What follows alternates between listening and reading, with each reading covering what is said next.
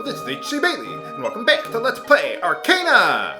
Since last time, I just worked my way back one room, but, not a couple rooms like I thought it was, but, we still got more treasure to collect here. Remember where I fought that Hydra there, viewers? Because I'm gonna be coming back there eventually, off-screen.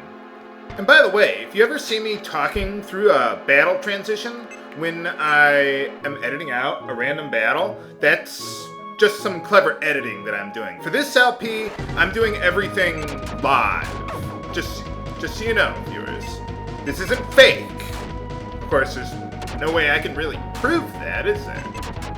Well, you'll just have to take my word for it. And, well, if you can't sleep at night thinking that, well, that's your problem. My cats have been doing something weird lately. Well, first I have a question for you, viewers. Why is it that cats will pick out a spot to, I don't know, nap or do whatever it is they do, and then they'll stay there for a few months, and then they'll be like, I'm tired of this area, I'm gonna find a new territory, or something like that. Like for months, my cats would just sit between my keyboard and my computer monitor, which was kind of annoying. But now they're tired of that, and they moved on somewhere else. Sometimes they like sleeping on my jeans that I sometimes just toss on the sofa. I don't know. Stripe has this cat bed that only she sleeps in. And she's the only one who has ever used that cat bed. It's her spot. Lenny knows very darn well not to go there, because she gets really upset. She's very territorial like that. But for some reason, this month, Stripe has allowed him to sleep in her cat bed. And I don't know why. Lenny usually sleeps on top of the cat tree so he can survey his domain. And sometimes I've seen them sleeping together in her cat bed. And it's a very tiny cat bed too. But my cats are in very good shape. They're very lean. So I don't know why she's after like 3 years I've had these cats. Now all of a sudden Stripe's like, well, okay, you can sleep in my bed. Why not? I mean, they wrestle a lot, but I mean, you know, well, as my fiance says, they're just playing. They're trying to kill each other, but they're just playing. I don't know if I quite buy that. But anyway, okay, so that's all the treasure we got in, well, this part of the Polar Dungeon. We've got one more treasure trove, a couple more treasures to get, then we'll head on back. After I take out this warlock. Fortunately, they won't put me to sleep and keep me from waking up for 6 rounds. Now, you know, I was thinking, maybe getting married this early wasn't such a good idea. She doesn't learn her first healing spell until level 19. By that time, I'll be done with this place. Long before then. But, oh well. Take him out, Sylph. Or your spells could just completely whiff at them. Yeah, thanks. Thanks, Sylph. Thanks for doing your job, which was basically nothing! What is that thing that Axis is wheeling there anyway? In his portrait there, I don't know. Well, anyway. Well, I'm guessing it's an axe of some sort. I mean, that is his name. But I wonder why they bothered putting an S at the end of his name.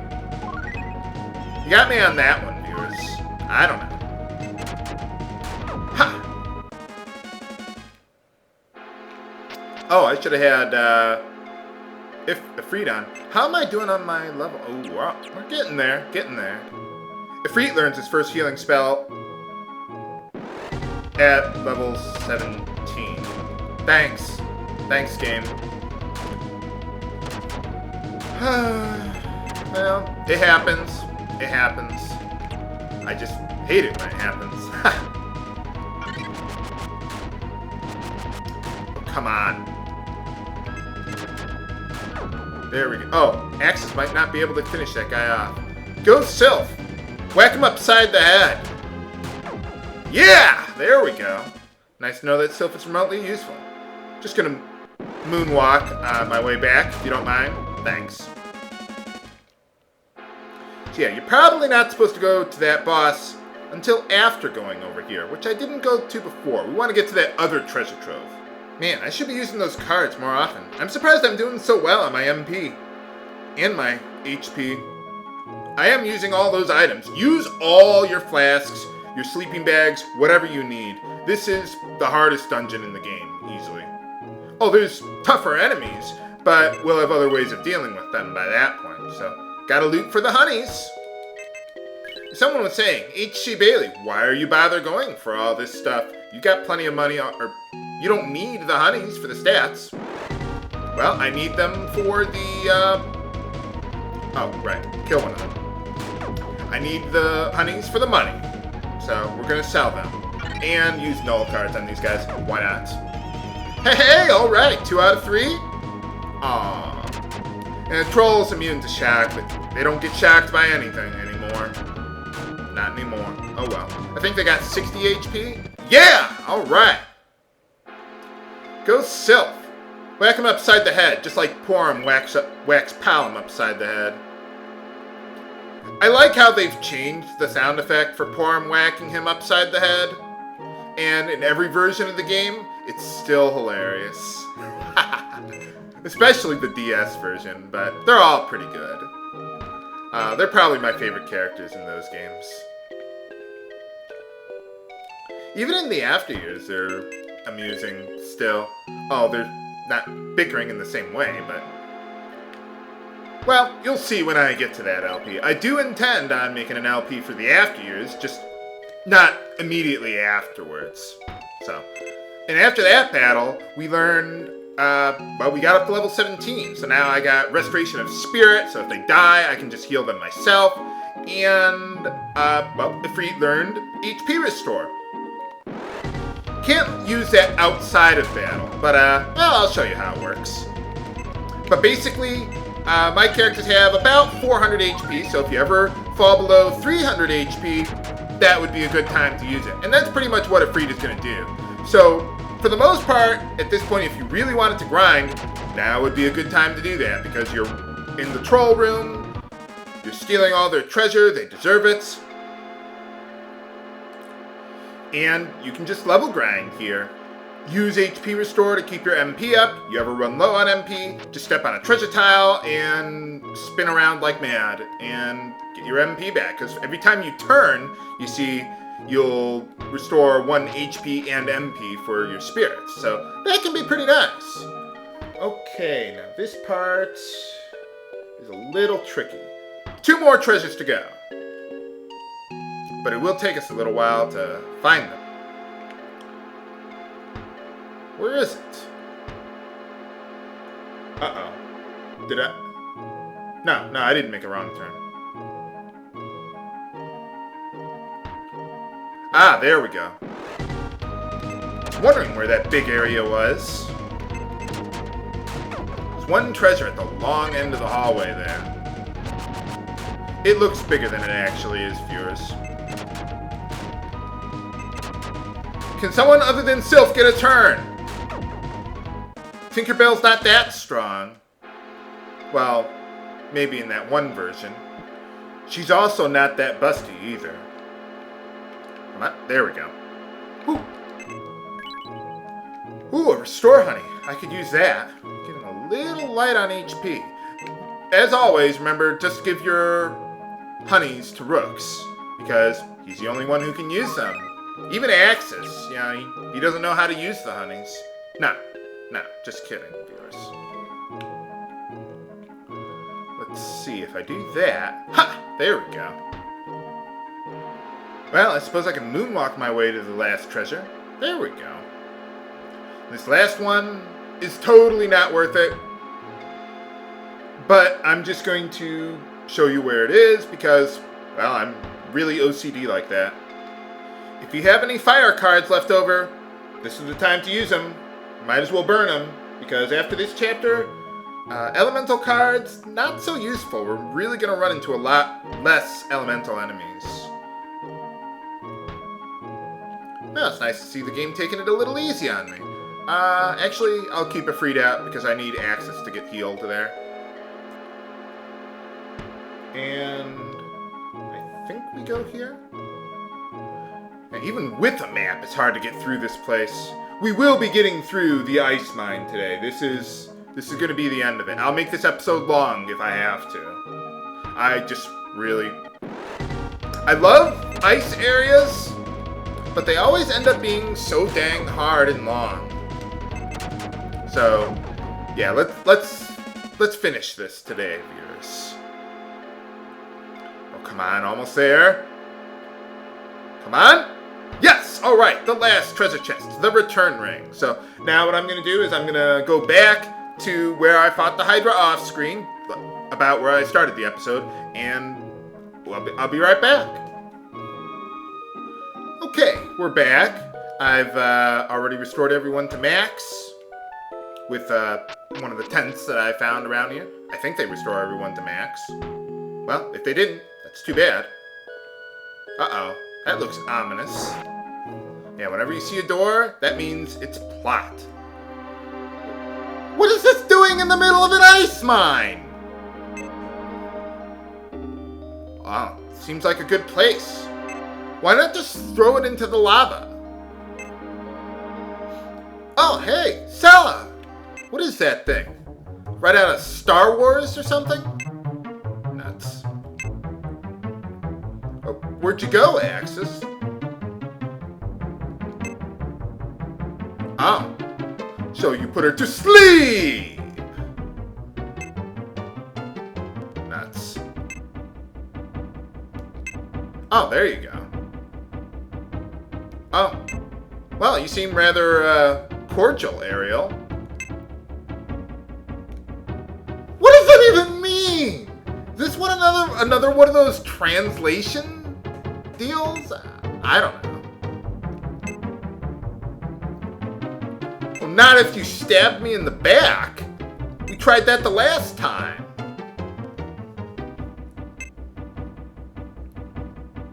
What do you mean by that?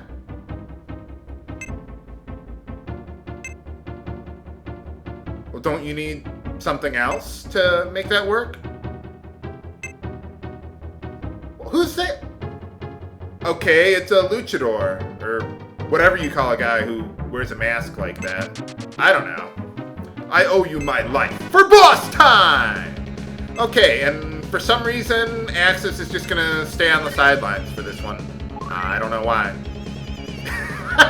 You got me on that one, viewers. I have no idea. First things first. Oh, by the way, let's call Ifrit back. Kick-ass boss music, as always. Let's use attack impair this time, because this guy only uses physical attacks. I mean, he has claws. Is that the best you can do? So use defense impair, get all our buffs and debuffs in place. That's one thing I really appreciate about this game. It actually has buffs and debuffs that don't have a 10% hit rate. I don't know. I mean, I love the Final Fantasy games in the 90s, but I don't know what they were on.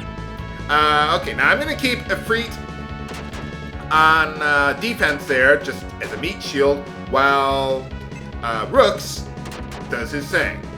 Well, I suppose I could have Ifrit attack, but okay, why not? Why not just attack? I don't want to waste his MP, because he can use the healing that I got there. Also, by the way, I made a mistake there. Merid,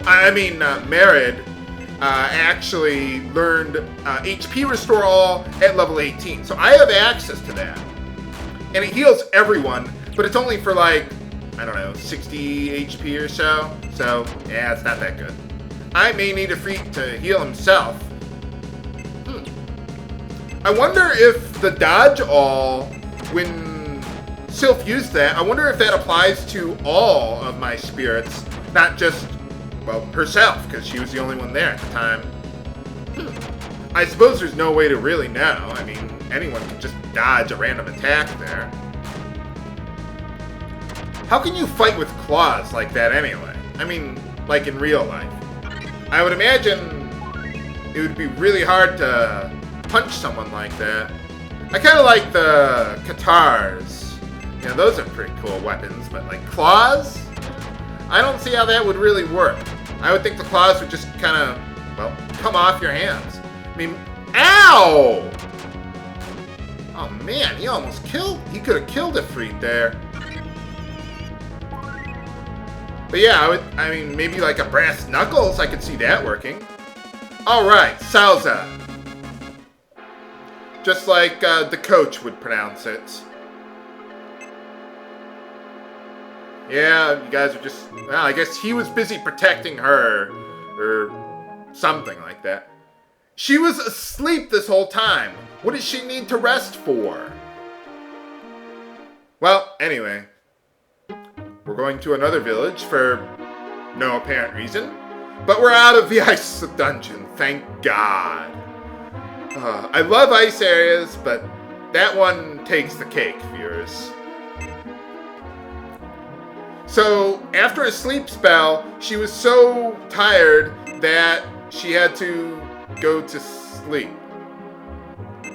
Okay. Well, thanks, I guess. Why are we in an ice... Or, not an ice village. I've got ice on the brain. Why are we in an elf village? Oh. Okay, yeah, it sounds like a plan. Let's go stop her then.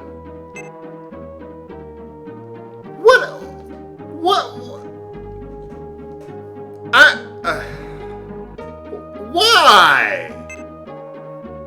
What's wrong with you? Yeah, I can't forgive them for trying to take over the world. Stavery Tower. What an amazing name. And for some reason, when Axis rejoins my party, his level is reset again to whatever Rook's is. So I think he was at level 17 before. So now he's at a higher level, I guess. So yeah, that kind of works out that way for us. Well, thanks a lot, game. So now we gotta head to Stavery, however you pronounce it, Stavery Tower, and put a stop to Ariel and Galneon's evil plan. Next time on Let's Play Arcana! This is HC Bailey, signing off. Have a good day!